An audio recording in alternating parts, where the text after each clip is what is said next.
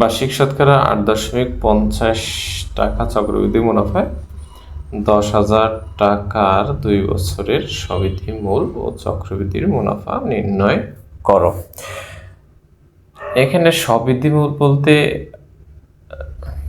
মুনাফা এবং আসল এটাকেই বোঝায়, এবং চক্রবৃদ্ধির মুনাফা, এটা তো মুনাফা বোঝাই যাচ্ছে, আশা করি বুঝতে পেরেছেন। তো আমরা এখানে আগে আইডেন্টিফাই করে নিই কি কি দেওয়া আছে আর কি বের করতে হবে। এখানে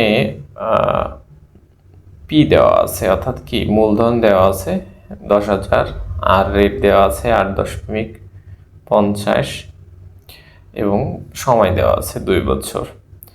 তো আমরা শতকরা আগে চক্রবৃদ্ধির মুনাফা নির্ণয়ের সূত্রটা বসিয়ে নিই। সি সমান পি 1 আর এইটা,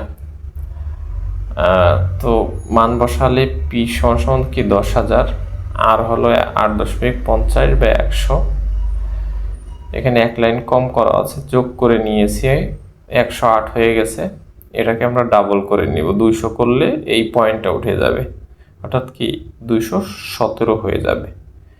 217/200 আর 2 বছর আর কি, এটা স্কোয়ার হবে। তো এখন আমাদের 10,000 দিয়ে এটা গুণ করলে ক্যালকুলেশন করতে হবে আর কি।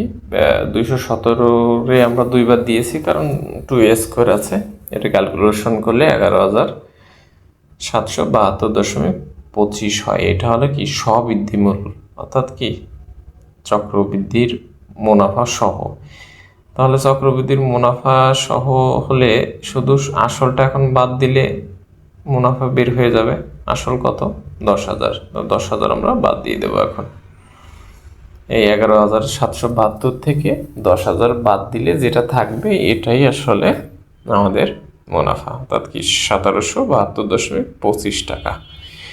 এটাই মুনাফা, এটাই উত্তর, এবং এই 11,772.25 এটা সবৃদ্ধিমূল, এটাও উত্তর। ধন্যবাদ সবাইকে।